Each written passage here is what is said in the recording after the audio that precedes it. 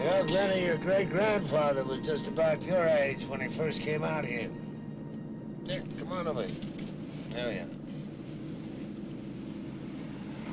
He came through this valley in a covered wagon. He was the first one in our family to see that mountain or to climb it. You know, he believed the old Indian superstition that says a mountain's alive and that it has a spirit and a power all its own. I know it's crazy, but I sort of believe it, too. I believe it the first time I climbed to the top. I believe it every time I'm up there. You'll get to believe it, too. You grow to love the mountain, Glennie, because when you're up there, you feel clean, pure. But remember the power, huh? Remember what that power can do. Okay? Okay.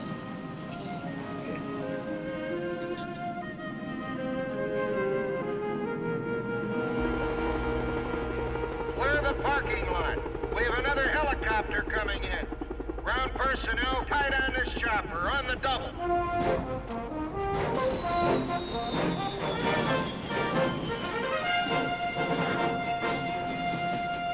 What is this place? White Horse Mountain Lodge, Colonel. We've used it before.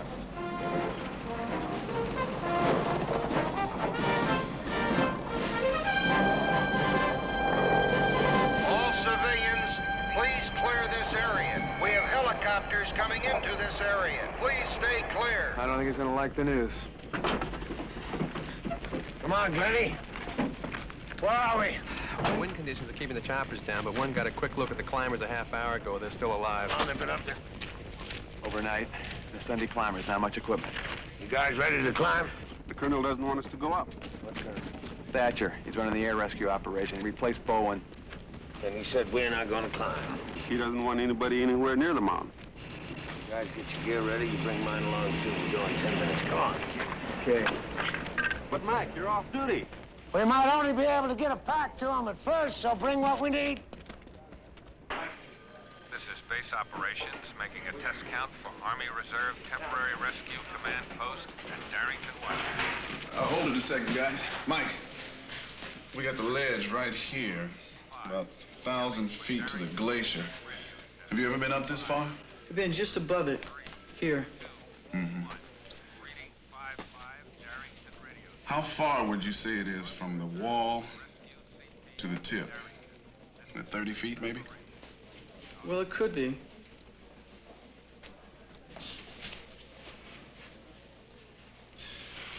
Okay, thanks, Mike.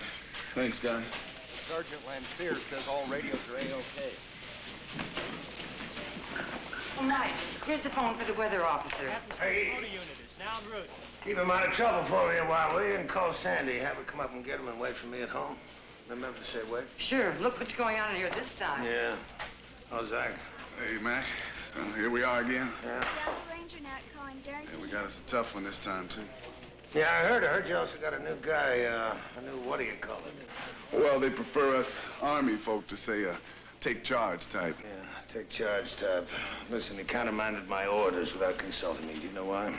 Well, he's brand new to us, too, Mac. All we know is he came up through the ranks and has a solid record. Well, he can play General Patton on his own time. He's not in charge here. Mac, this is no excuse, Mac, but it's also kind of tough on a new commander to take over and lose 3 guys on his first rescue. All newly arriving Army Reserve personnel are to report to the Master Sergeant Lomax inside the Darrington Command Post. Traffic control needed around landing area. So they've been there one night already? Yes, sir. The colonel and doctor just landed. Bring them right in. Yes, sir. Mac, this is Lieutenant Colonel Thatcher. Colonel, District Ranger Glenn Cole McDonald. You heard what happened? Yeah, I heard. I'm very sorry. Now, what are we going to do about those climbers up there? You people asked us to come in and do in the first place, take them off that mountain. But I'm not gambling any more of my men or helicopters to do it. This time we'll wait for a positive break in the weather. Sooner or later it'll come. Sooner or later they could freeze to death. I can't argue the possibilities, but we're gambling that they can stay alive long enough for us to reach them. It's a bet I wouldn't take. I didn't ask you to take it, McDonald. I'm just telling you what's going to be done. Colonel, I know it's summer down here, but with the wind and the fog going in and out up there, last night it was well below zero. Even when it clears, it's not going to be much warmer. I know what the temperature is. How long do you think you'd last up there without the proper equipment? A day, 2 days? Put yourself in the wall with them. How? I'm not a damned fool. What the hell does that mean? What it takes to climb up that mountain in the first place. And all right, they weren't too smart, but they're up there. They chose to be up there. Colonel, you ever taken anyone off that mountain? I've pulled people out of earthquakes, fires, floods, you name it, for 10 years now across the world, and not one of them chose to be there. Take tight on this one. And it didn't cost me a single man or a single ship. You didn't answer my question. Have you taken anyone off at this mountain? Off this particular mountain? No, of course not. I arrived here only yesterday. Well, don't you think it would be good if you found out a little bit about this particular mountain? I couldn't agree with you more, McDonald. That's why I asked to have this model brought in from your office. This model is not going to tell you what the weather is like up in that mountain. It changes by the minute. It's changed since I got here. The machine is not going to help you either because the mountain makes its own weather, its own breaks. Something you get to know when you've been up there. You get to know her. Then why didn't those climbers up there know? They were inexperienced. But not completely stupid. 2 men work in a bank. One of the girls is an executive secretary. The other's a graduate student. And they still cost me 3 men. They still have to be saved, don't they? If you can't pull them off that mountain, I'm going to get them some supplies. We can't fly choppers in what's up there. I need 30 minutes of safe weather in order to get to them. And these reports say I'm not going to get it for a while. I say the weather's going to break. And you got everybody checked into the grid. You wait for your machine to give you 30 minutes. I'm going to take a ground party up and walk them up. And if I say don't,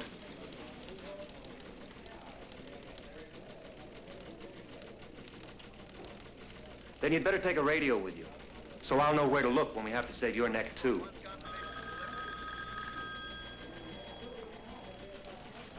Colonel, Dr. Pittman's here. Bring him in. Colonel Thatcher, Dr. Pittman.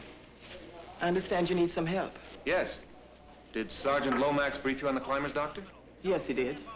What are the chances? Do you think they have hypothermia now? After last night, this morning up there, it depends on how much heat their bodies can still produce. But if they don't get food soon, dry clothes, gloves... They could have hypothermia.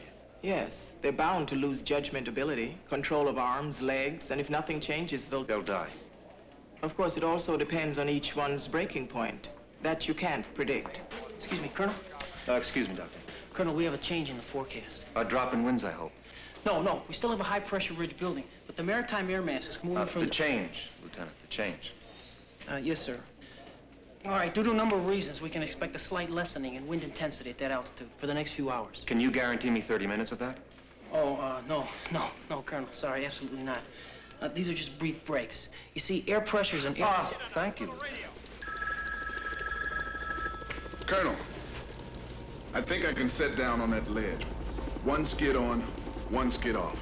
Get it, Hawkins. But, sir, I just... Get it.